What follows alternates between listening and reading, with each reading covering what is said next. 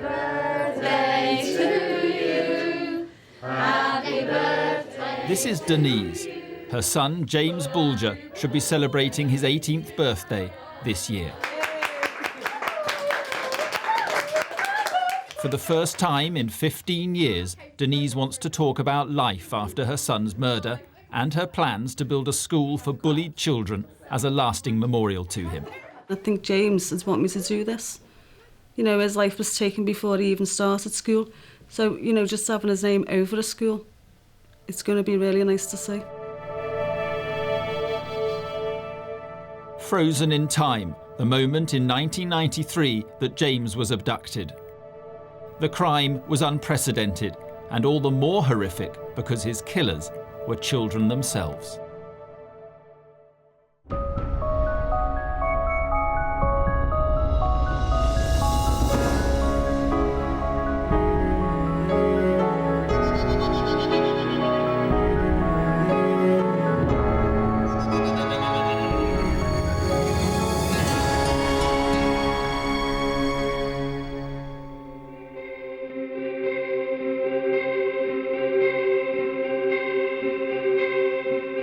On Friday, February the 12th, 1993, Denise took James on a shopping trip to the Strand Centre in Bootle, Merseyside. At 3:30 p.m, they went into a butcher's shop. While Denise was paying, James wandered outside. It was only a few seconds before Denise noticed, but it was too late. James was gone. When security staff couldn't find him, they contacted the police. Mandy Waller, a young WPC, was sent to the shopping centre. The call would change her life. I was the first on the scene and the first to speak to Denise about James going missing. It was quite hard to get any details off her because she was so upset about him and sort of saying that, you know, he wouldn't have wandered off, he wouldn't have done this. He'd already been missing more or less half an hour, and we conducted a search of the Strand ourselves as well. It wasn't long before local journalists became aware of the disappearance. Just on my routine police calls, I heard that a little boy had gone missing from the Strand shopping centre in Bootle. And I heard that probably about 5 o'clock, maybe slightly after. And it was a bit of a toss-up, really, whether it would even make a story at that point. Because it was the sort of thing you normally expect it to be resolved quite happily within an hour or two.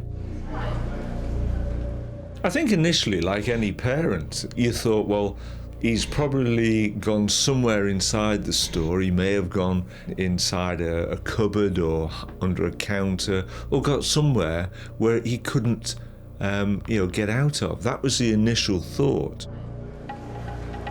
But those early hopes faded. At 5:30 p.m, the Strand closed and James was still missing. Police then launched a major search operation across Bootle. We had patrol cars on the street with loudspeakers. Members of the family had come down and really widening the search.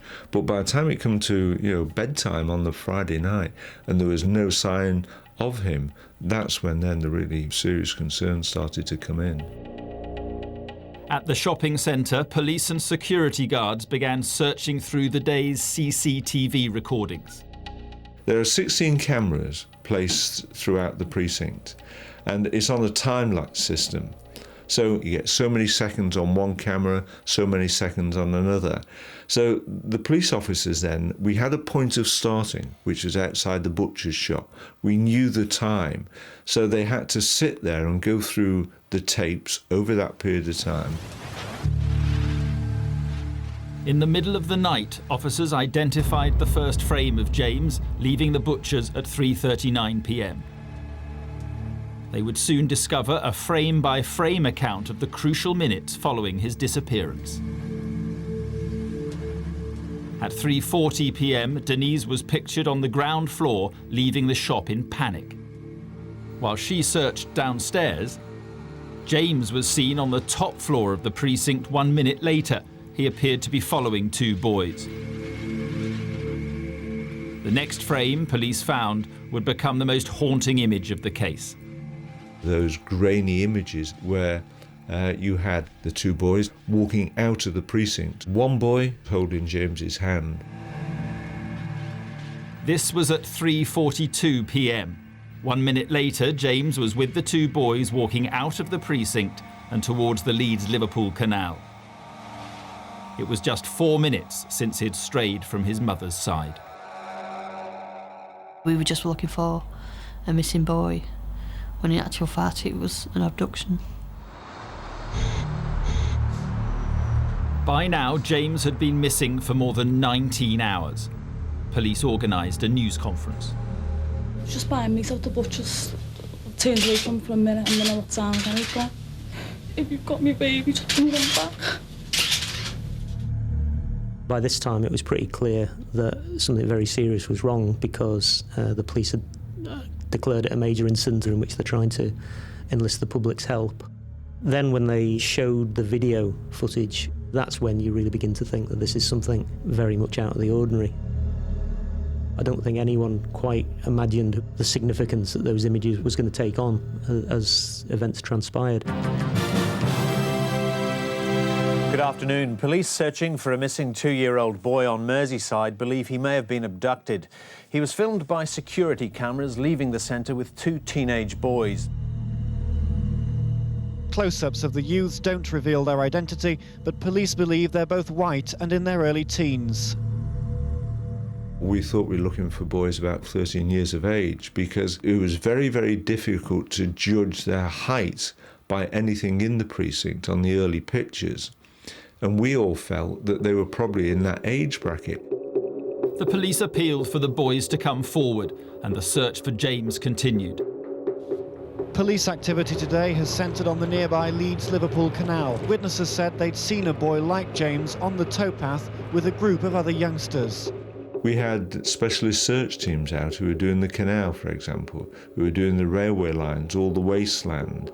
It was a massive operation on searching. It's now well over 30 hours since James went missing from this shopping centre. The already serious concerns for his safety have been further heightened as he faces his second night away from his parents. I was assigned to stay with Denise, and there's only so many times you can say, you know, it's going to be all right, or it's, you know, everything's going to be fine, and because by that time you're thinking, well, you know, it's not. If you've got me baby, just bring him back. I don't think it takes much stretch of the imagination to understand how distressed she was. Denise had a daughter a short while before that was stillborn, and so she was probably more protective over James than most parents are over their children. Throughout Saturday night and into Sunday, more than 100 officers were looking for James, and every member of his family joined in the search. They had gone through incredible efforts. If sheer will and sheer love for their son could have brought him back, then they'd have had him back safe, but unfortunately that wasn't going to happen.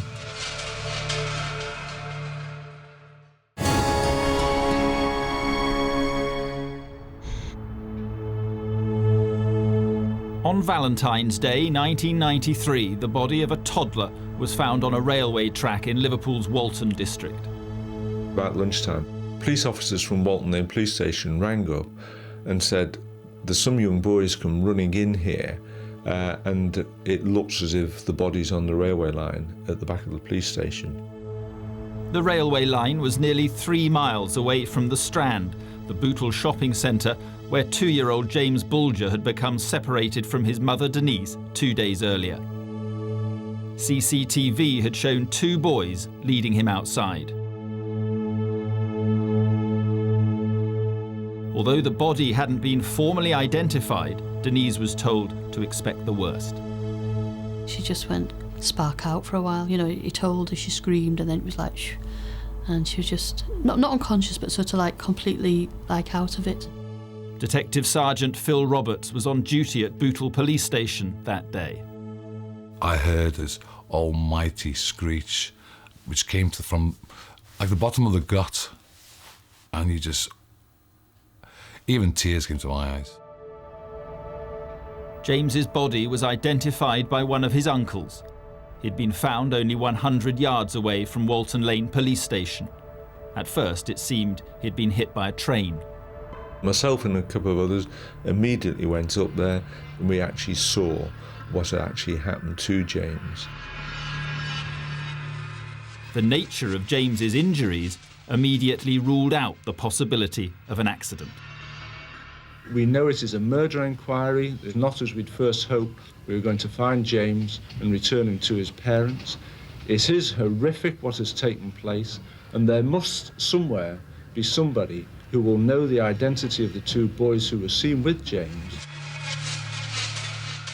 At that point, obviously, there's that awful realisation that everyone's worst fears had come to fruition. And coupled with that, was the puzzlement of, well, what were those two boys to do with it? How were they involved in it? In the days after James was found, Denise stayed with her mother, Eileen. At first, we couldn't even go in the same room. She didn't know what to say to me and I didn't know what to say to her.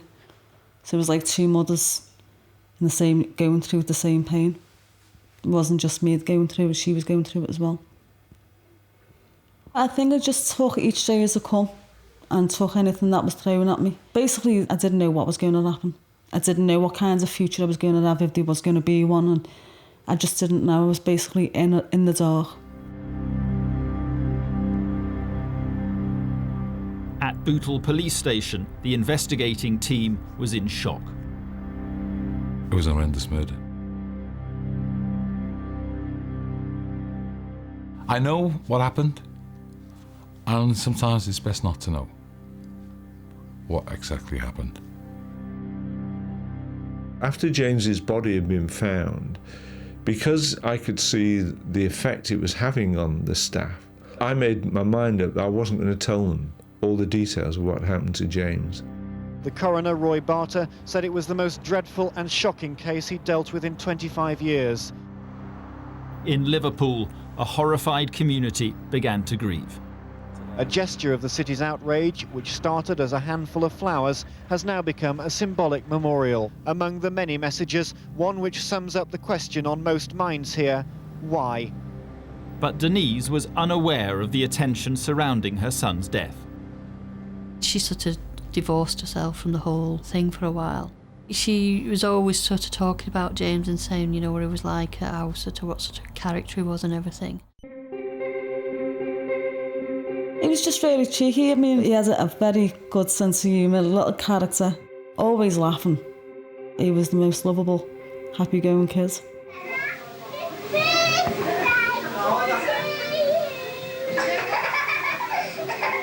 He used to try and dance like Michael Jackson, which was very funny, watching him.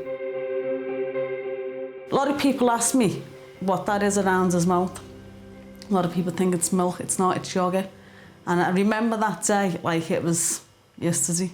We were actually on holiday in Wales. We went away for a week with him. And he just says to yogurt when that picture was taken. I keep a lot of pictures private. I don't like anyone seeing them. I actually keep them in the loft with all his clothes and everything, because obviously I don't like looking at them all the time. But what I've got in mind, that'll always stay with me. That's something that no one can take away from me, is the memories that I've got of him. To a lot of people, he's just a picture. Well, not to me, he's not. Every parent in the country can only feel the deepest shock at the abduction from a shopping centre and subsequent killing of James Bulger. Mothers of young children have become extra vigilant. There's a growing demand for these children's harnesses. Everybody was afraid, all parents were afraid that their child was going to be abducted. For goodness sake, keep tight hold of your children. Poor James only went missing from his mother for a matter of seconds, and he'd gone and disappeared. The only lead the police had was the grainy CCTV footage of James's abduction. As I've stressed, we've got an open mind on these two boys. All we know for certain is they were with James. Detectives are desperate to speak to the two youths who were seen by the video cameras. They say it may have been a prank that went tragically wrong. None of us could have believed initially that any young person could have done to James what had happened. The amount of information that came in was unbelievable. Any other murder case, you'd have one person just to look at information, but we were having 6 or 7. More than 20 boys aged between 10 and 18 were questioned. some identified by witnesses, others who just happened to be in the wrong place at the wrong time. I was walking past Mouse Lane Police Station and then they pulled me in because they thought that it was me on the photo. Then on Tuesday evening, 2 days after James's body was found, an apparent breakthrough. I got a call probably just after 9 in the evening to say that a boy had been arrested in Kirkdale. I basically filed a very brief news alert to the Press Association, then very quickly got myself ready, and by the time I was leaving the house to go to the scene, the news was breaking. Police hunting the killer of 2-year-old James Bulger said tonight they've made an arrest in connection with his abduction and his murder. Lots of neighbours had seen the police activity, made assumptions and decided that this was the killer or one of the killers of James Bulger, and things deteriorated to the point of a near riot. It was a very scary scene, really, and it demonstrated the level of emotion that was running in Liverpool at the time. Even though the boy was soon ruled out of the inquiry, he and his family had to move house. There was tremendous aggression with the public. People were so upset over what had happened that somebody could do that to a child. The requests for information continued, and on Thursday evening, the BBC's Crime Watch also launched an appeal. It was the first time the programme had featured a crime in the same week that it was committed.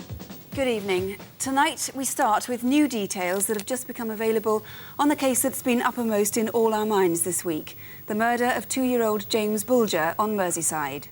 The programme showed new images of the boys, enhanced by experts at the Ministry of Defence. These stills may look a little bit fuzzy, but they're a huge improvement on the originals. But as these images were broadcast, police were already holding 2 suspects back in Liverpool. They'd been arrested after a tip-off the previous evening.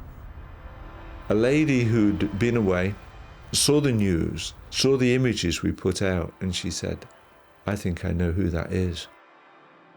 She said, "They're always away from school, they're always into mischief." And we then thought, well, we've got to go and get them. The next morning, 2 teams were ready to make the arrests in plain clothes and unmarked cars. Robert Thompson lived in Walton, not far from the murder scene, with his mother and 2 younger brothers. His 4 older brothers had all been taken into care. He was 10 years old. I went for Thompson, knocked on the door.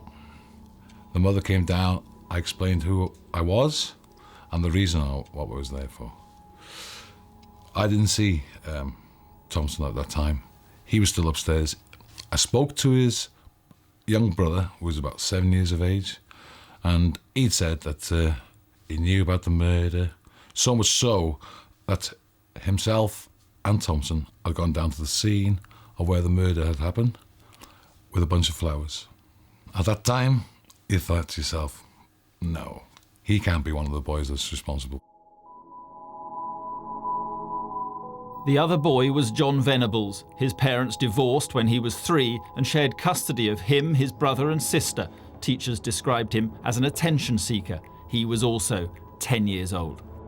The door was answered by Mrs. Venables, and she called to John, and he came to the top of the stairs. I was quite shocked to see the age and the size of him. Both suspects were taken to separate police stations, away from the media.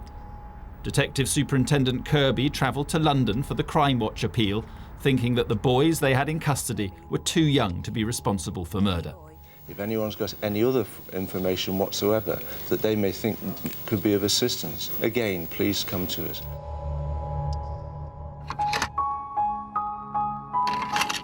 The arresting officers started the interviews late on Thursday afternoon. It was the first time any of them had interviewed murder suspects who were so young. There was no other precedent for it, so we literally had to, set our own precedent and deal with them in that way. This is an important interview. You're going to the Crown Court with it, whatever happens. If you make a mistake here, something could go terribly wrong. I couldn't be aggressive with him. Everything had to be sort of nice and easy, softly. You have to shut off your own feelings. The police interviews were recorded, but a court injunction now prevents them from being broadcast to protect their identities. The first part of the interviews was you had to go through a process to make sure that they knew the implications of telling lies and telling the truth. The officers asked questions to establish whether each boy could tell fact from fiction. I said, what if I told you that Everton won 9-0 on Saturday? And he said, no, they didn't. That was a lie. So you have to also prove the fact that they knew what was right and what's wrong. To establish whether Thompson could tell right from wrong, Detective Sergeant Roberts asked him another question. Was it right or wrong that baby James should have been killed? It was wrong, Thompson replied. Once I proved that, I could sort of kick off the interview. In the first interview with Venables, officers asked him where he'd been on the day James was abducted. Initially, he admitted that he had been in the Bootle New Strand on that day, and in the end, he actually admitted to seeing James. In Thompson's second interview, he also admitted being in the Strand. He finally said he saw James Bulger, but where he did slip up was the fact that he described the clothes he was wearing in detail. And for a young child of 10 years of age to remember that much of what a child was wearing, he must have been in his company for a long, long time. In my view, the key breakthrough was when John Venables asked if he could get fingerprints off skin. On his arrival at the police station, he'd given his fingerprints. It was obviously playing on his mind as the questions were progressing through the interviews. When a child asks you that, there's something to it, and you're only asking for one reason. Thompson eventually confessed that he and Venables had taken James from the shopping centre. When it came to talking about James, he'd shuffle his legs, he'd start crying, but no tears. He knew what was right from wrong, because every time he got anxious, his feet would start going. So you knew he was lying. It was a great giveaway. By Friday lunchtime, Thompson had admitted taking James to the railway line, where he said Venables had thrown paint at him. Officers asked Thompson what James had said to them. He mimicked what James said, saying that he wanted his mum. And he actually says, I want my mum, and actually gave us sort of a voice like a 3-year-old boy. Now that was eerie. At 12:56 p.m, officers ended another interview with John Venables. Alone with his parents, he then broke down and confessed to being involved in the murder. Police were listening in.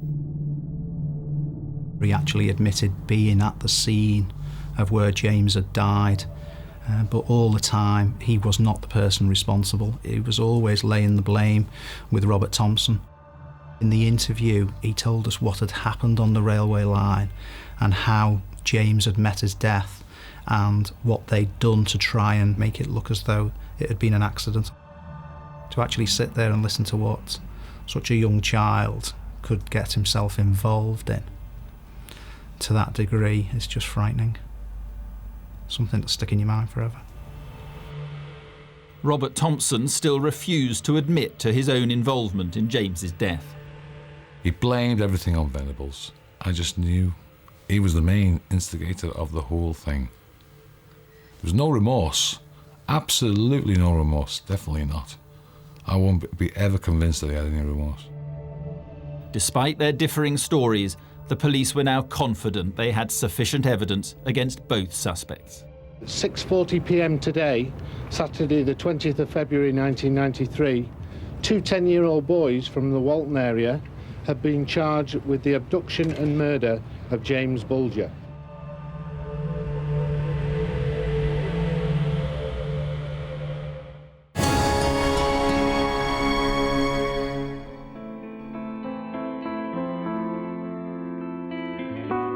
"17 days after James's abduction and murder, his funeral took place. We wish we could turn the clock back 2.5 weeks. We wish so much that we could bring James back to you both and to all of us. It was a terrible day, it really was. I think it was the coldest day that winter, and it was so bleak, which actually kind of felt right because it just fitted the mood of the moment, you know, nationally and locally and in that church. You didn't realise what an impact it had got until you were sort of driving along and the whole streets were lined with people for much of the route, and you think, crikey, you know, this has had such a big impact. The 500 mourners outside the church that day are among the many people who have continued to support the family over the years. Denise and her second husband Stuart have kept all the letters and cards she's received from around the world. This is heavy.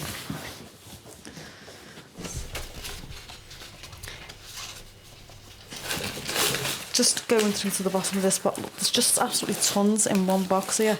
This is just one of 7 boxes, and we've got how many sacks up there? There's another 10 boxes in the lot. Oh, 10 boxes. There's another 5 sacks. 5 sacks. Postal sacks. 18th of November 1993.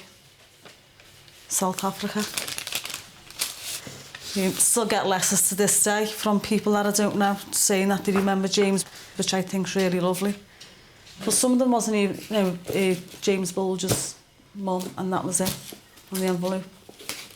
Or the parents of James Bulger, and they were getting here. Sarah Ferguson, she wrote to me. Now, I even remember what she put in her letter. She was saying she was putting her girls to bed one night, and she thought of James, and you know, thought, no, I should have been putting my child to bed when she was putting her 2 girls to bed. She just had to write to me. She said she was crying, and she just had to write to me and send support and sympathy to me, and I think it was lovely for us to do. And you know, no one could get over just how many people were writing to me and how many people thought of James. And there was people saying that they were crying when it happened, and you can't imagine that, can you? And just by looking at that little box there, which carries so many letters, there's more good people in the world than what there is bad. And I've always said that.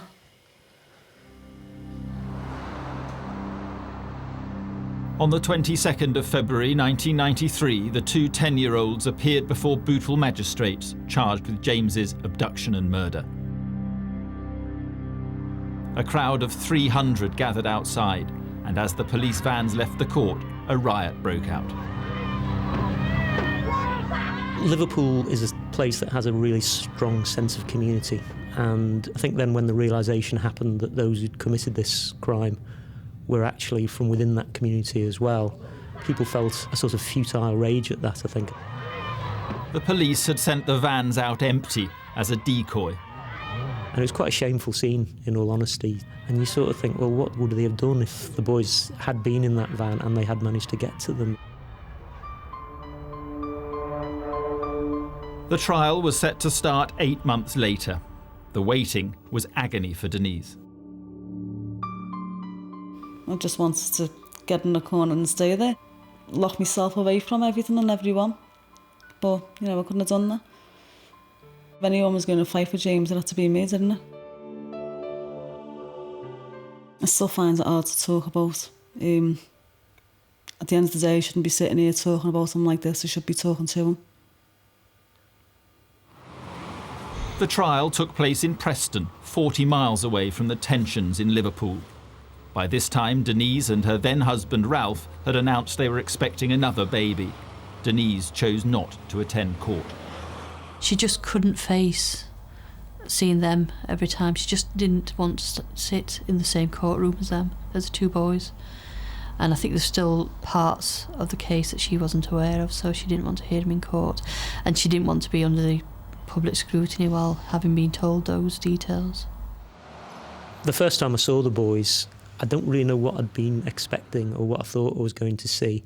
But I think the thing that struck me more than anything else was, God, they're just 2 ordinary little 10-year-old kids.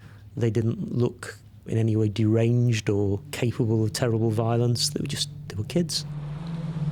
As well as pleading not guilty to James's abduction and murder, they denied a third charge, the attempted abduction of another boy in the same shopping centre earlier that day. I think what people generally aren't aware of is the fact that at 12:30, a lady who had two children, a boy and girl, she saw Thompson and Venables and overheard Thompson say, "We'll take one of these." Now, she thought that they were going to go shoplifting, but Venables confirmed in his interview it was their intention to take one of those children into the road outside where the buses and the taxis are and push the child underneath the bus or the taxi to make it look like a tragic fatal accident. Thompson and Venables, who were now 11, were old enough to be convicted of murder, but only if the jury believed they knew what they had done was seriously wrong. Their police interviews were played in court, where they were referred to as Child A and Child B. In the interviews, A describes an attack on James Bulger, admits being present, but blames B for it and says, "I never touched the baby." They were trying to be crafty and trying to get out of it and try and talk the way out of it in the way that a child would try to talk the way out of any kind of trouble, really. Hearing that kind of behaviour associated with something as grave as this was a very strange experience, it really was. 37 witnesses were called. Each had seen James with Thompson and Venables at different points of their journey to the railway line. We were able to say to the court, we're not relying on what these boys are saying completely, because at each stage of that journey, there are other people who will corroborate and identify them and what they're saying they did or where they went to. They'd been seen at the canal, a busy roundabout, at Hillside School, on Breeze Hill. Some of the witnesses talked to them, asking if James was okay. As they walked across this field, they told a woman that the toddler was lost and they were taking him to a police station. Thompson told a school friend they met by City Road that James was Venables' brother and he was crying because he had fallen over. The last witness was a young girl who saw them take James up an embankment off Walton Lane. By that time, James had walked nearly 3 miles. It was like little snapshots within a picture of events that took place over, I don't know, probably an hour, hour and a quarter. The witnesses seem to blame themselves to a large extent for not having intervened, which is a very understandable reaction. But, you know, how were they to know? You just would never in your wildest dreams imagine that, you know, those boys could be capable of such a thing. The jury also heard forensic evidence. The blue paint that was found on James was also on the boy's clothing. James's hair was recovered from Thompson's shoe and Venables' coat. Within their shoes, there was blood and hair, which actually confirmed what had actually taken place at the scene. You know, to show that the blood that was there was James's blood. That evidence proved that both Thompson and Venables had been involved in the violence. After 3 weeks, the jury were sent out to consider their verdict. People tend to think, you know, that it was just an instantaneous event that happened. It wasn't. Thompson and Venables knew they were going to kill a boy, a young boy, that day.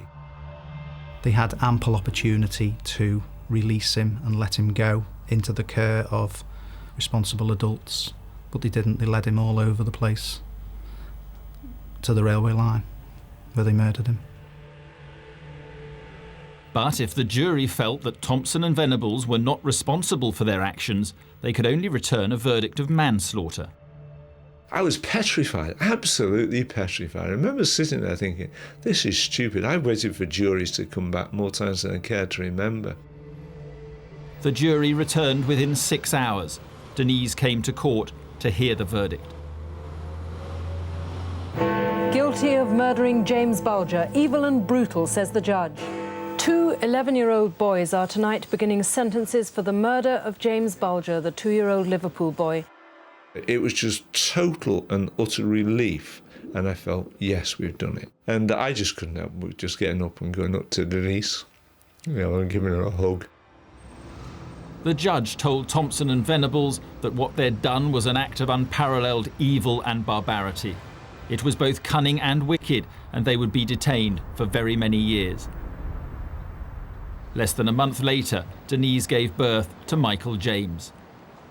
Well, I know why I'm here, because I had Michael. I think Michael did give me that strength that I needed to carry on. At the end of the day, I had this little boy in my arms that needed a mother. He needed me, and he needed my attention. While the Bulger family quietly came to terms with their loss, James's murder continued to make headlines. People wanted to understand why Thompson and Venables had done what they did. There must be a reason as to why they took James that day. We as the interview team never really got to the bottom of what was behind it. We established the truth, we established the facts, but what was in the minds of John Venables and Robert Thompson, we never really found out. It was like probably what most people call a perfect marriage. Slightly different personalities, but brought together lethal. And that's what they had that day. I think the case left me with a different view of children and childhood and what children are capable of, and made me realise that there is the possibility for great darkness in young children that you just perhaps don't really like to think is there. I do have lapses where I look back and I think to myself, how could it happen? Why did it happen? It should not have happened. More heartbreak followed for Denise when the judge announced the sentence. Thompson and Venables were to serve a minimum of 8 years in local authority care. That was another massive blow to me. To get justice for James, I think they should have served at least 15 years in adult prison. It was so horrendous, the crime. He was only a baby at the time. Everything that he should have been looking forward to in life was taken away from him. So I thought, if I'm going to fight this, I'm going to fight it on my own. And she did. The minimum sentence was raised to 15 years by the Home Secretary, but Thompson and Venables appealed, both in Britain and in the European Court. Denise spent years campaigning against their release. They took mine. What's going to stop them from taking someone else's? I don't think they should get an early release. Basically, I think 15 years is too early. I'm pleased that the UK government are continuing to fight the appeal and hope that the court reject the appeal when they give their judgment in due course. I dropped everything in the hope that I'd get some peace of mind and some justice somewhere down the line, but I never did. In June 2001, little more than 8 years after murdering James, both Thompson and Venables were released on life licence. They're now 26 years old with new names. Nothing can be published that might reveal their identities or whereabouts. I felt like I'd just been told that my son was taken all over again. Because I thought, it's something else that I'm not winning. Is there anything I'm going to win in this case? And unfortunately, no. I never won a single thing. At the end of it, I got nothing. That's why I've decided to turn a new chapter and, give James a nice memorial. Is it school? It's a Friday. You can come here whenever you want.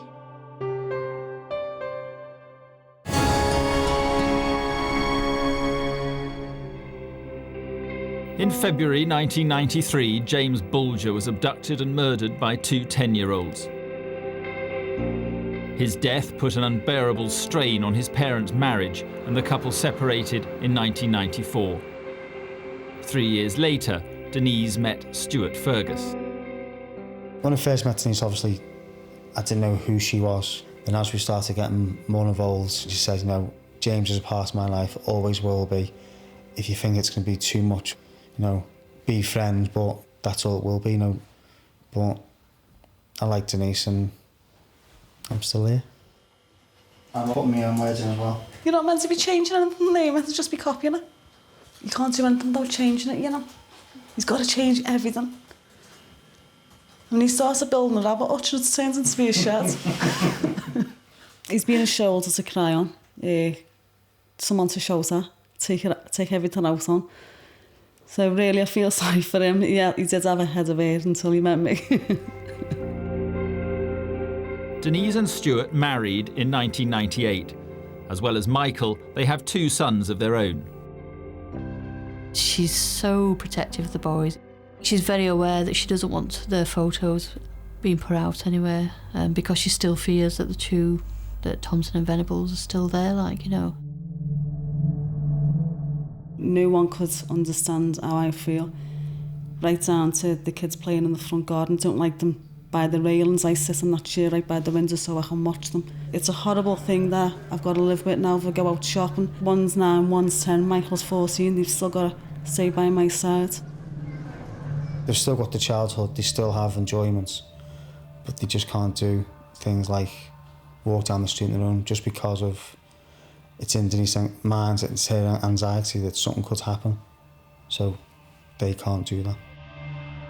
But Denise makes sure her family understand why she's so protective. I wanted them to grow up with what happened to James. You don't know the full extent of what happened to him.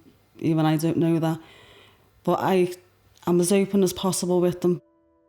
James is the eldest brother to all the children. He is my stepson as well. So yeah, he is part of the family. And 15 years after his death, the name James Bulger still has an impact around the world. Everyone in Liverpool remember James.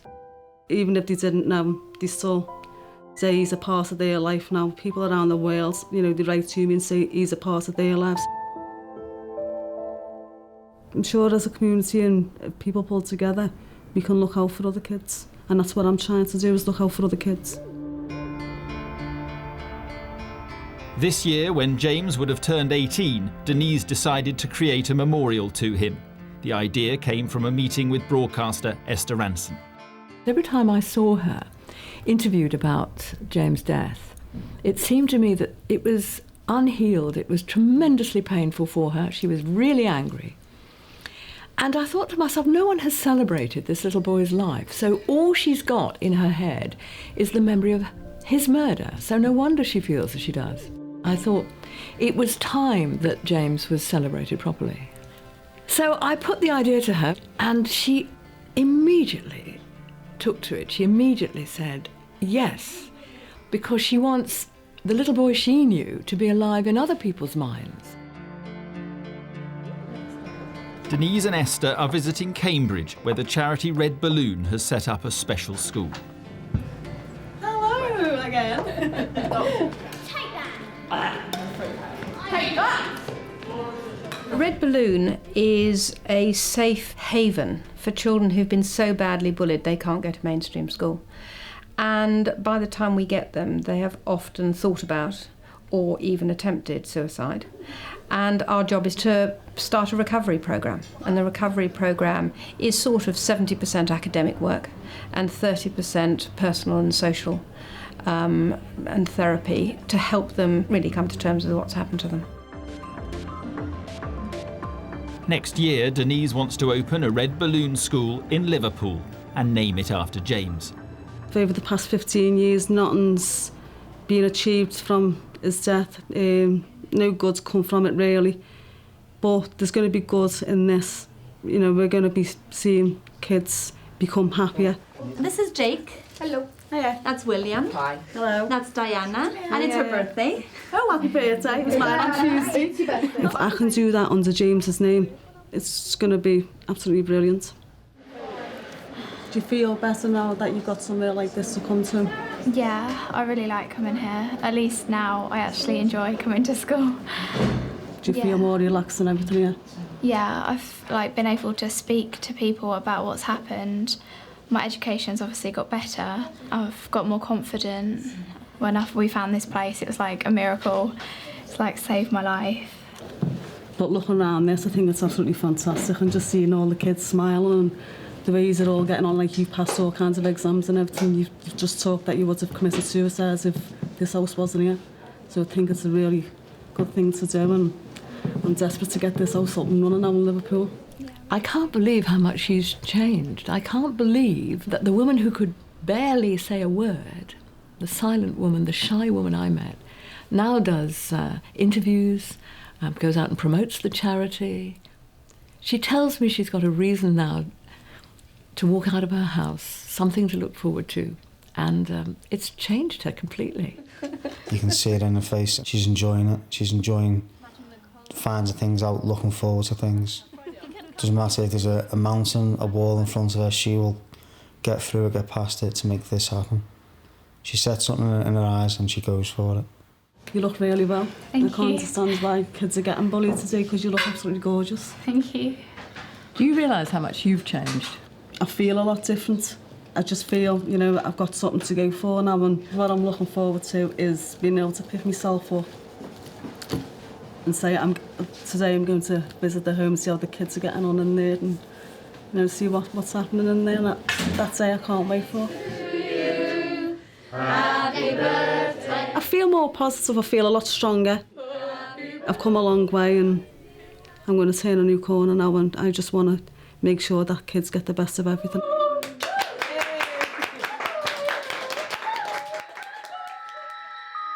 You can find more information about James Bulger House on our website, itv.com/realcrime.